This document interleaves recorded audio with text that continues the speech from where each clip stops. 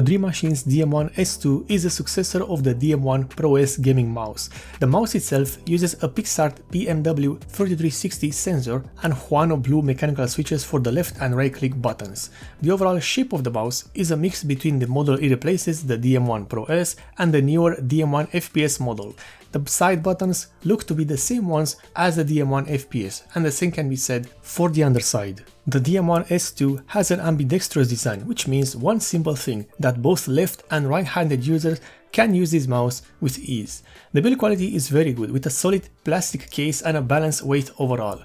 The surface present on this mouse is rubberized and has a soft feel to it. Unfortunately, this means that the DM1 S2 will be prone to fingerprints and smudges, among other things. This happens usually thanks to the porous nature of the rubberized coatings we have on modern day gaming mice. At the front we have the scroll wheel, obviously, which has a design that follows suit with other gaming mice from Dream Machines and other manufacturers as well. The side of the scroll wheel are made from transparent plastic, while the middle, or the top, have it your way, is covered by soft rubber, which also features an arrow-like pattern for extra grip. This and the back of the mouse are the only elements that are illuminated by RGB LEDs, the rest of the mouse being all black. The scroll wheel has a good and linear rotation with no flexing or rattling to be seen or felt. Above the scroll wheel we have a single button, which, as is the case with many Dream Machines gaming mice, serves only a single purpose, which is cycling through the pre-installed DPI profiles and colors. The predefined profiles use the following DPI values: 400, 800, 1600, 2400, 4800 and 12,000 for whatever reason. Mind you, all of these profiles can be customized within the software of the mouse, but more on that later on into the review. Moving on to the side of the mouse, quite literally, there are only two buttons present, which also have a glossy surface and make a good contrast with the rubberized coating present on most of the mouse. These are the forwards and backwards buttons and have a good clicky feel to them, but not as good as the main clicks, obviously. And you will understand why, again, later on when we take this mouse apart. At the back of the DM1 S2 we see the second and main RGB element, the glorious Dream Machines logo, which is illuminated in tandem with the scroll wheel. I have to say that this is nice. It is basically the bare minimum for a mouse to pass as RGB illuminated, but it manages to enhance the overall aesthetic of the mouse. However, the important things are found within the mouse, and for that we need to remove the top case. To do so, you need to first peel off the scales from the underside of the mouse. Careful when doing so, otherwise you risk damaging them. And with the case removed, we get to see the inner works of the DM1 S2 model. Starting at the front, we see that the main clicks are a pair of Huano Blue switches, which have an operating force of 70 grams and are rated for up to 20 million clicks. These are the main alternatives for Omron micro switches, and so far they have proven to be not only reliable but consistent in quality and rather good in terms of tactile feedback. For the middle click, the scroll wheel uses a TTC white switch, and for the tracking of the rotation, a TCC white encoder is also used. These are common items and can be found on many gaming mice of varying prices. This includes the upper high-end models, so we should be fine in this regard. The side buttons, as I've said before, have a clicky tactile feedback, but not that much. That's because it doesn't matter what switch you use when the switch itself is elevated to fit on the side buttons. This means that there is some play in the whole micro switch and button assembly. It's nothing bad about these buttons, but there is something to consider. The switches used by these side buttons look to be made by MWK, which again is not exactly uncommon, especially for side elevated switches. Going back to the RGB elements of this mouse, there are a total of 2 LEDs on the whole assembly, one at the back and one at the front. Quite bright as they should be, because they have to illuminate both the scroll wheel and the logo placed on the back of the mouse. It's a simple system and it does its job, and that's it. This mouse does not need anything else. The performance is key, and that's what we should expect from Dream Machines. The main processing unit found on this mouse is a Holtec unit, more precisely the HT68F8560, a unit which has been used in other mice, although little information is available about it. Other good features include the usage of a connector for the cable, which means that the cable itself can be serviced or replaced entirely. This is great, as you get more life out of your mouse and some customization possibilities, especially since now people want to replace their cables both for sleeving purposes and for length purposes.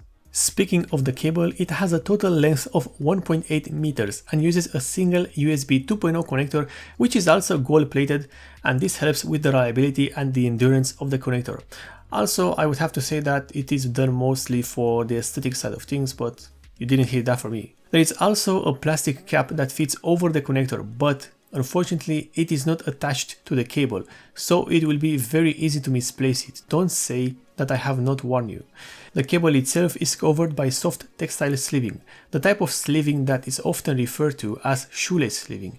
It is very soft and lightweight and will not interfere with the movement of the mouse regardless of the surface you are using it on. Before we get into the performance of the mouse, here is a noise sample of how the buttons and switches sound like on the DM1 S2. This way you get to hear how everything sounds like and if it is what you're looking for in a gaming mouse.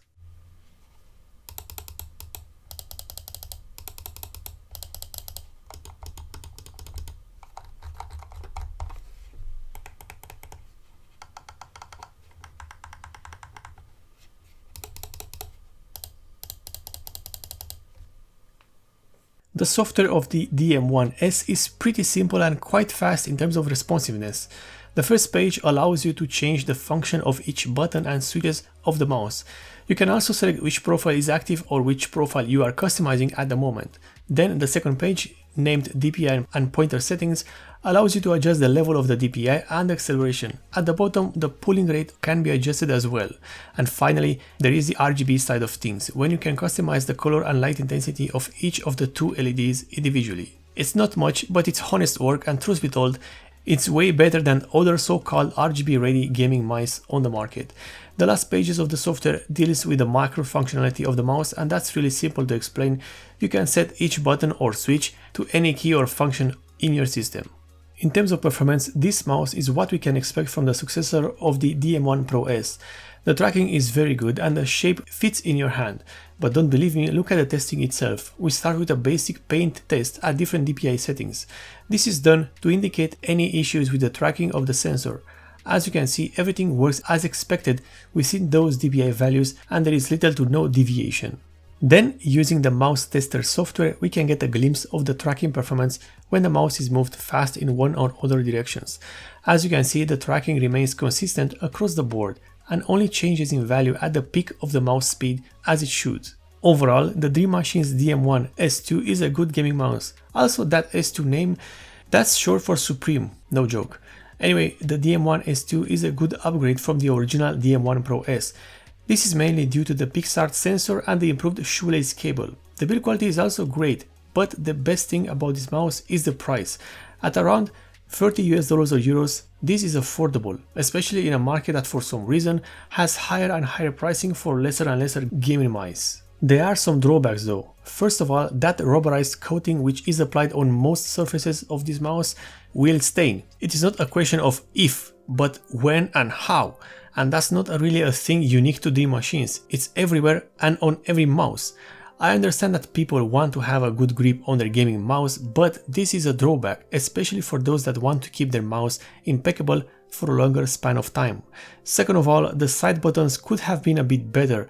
The glossy texture is nice for the most part, but some additional reinforcement within the plastic case of the mouse could have added some much needed stiffness and improved the overall tactile feedback of the side buttons. However, the question remains, is this mouse a worthy successor for the DM1 Pro S? It certainly is. The shape is great and can be used by both left-handed and right-handed users.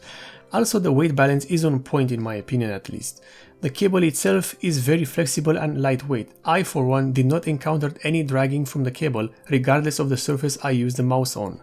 If you want an RGB mouse, this isn't for you, as there are only two LEDs and two elements present on the whole DM1 S2 mouse that are using RGB.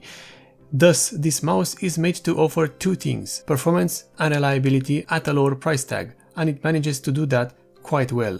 If you liked this review, then you can perhaps consider subscribing for more, and if you want to support the channel directly, then in the description below you can find both the Patreon and subscriber star pages of this channel.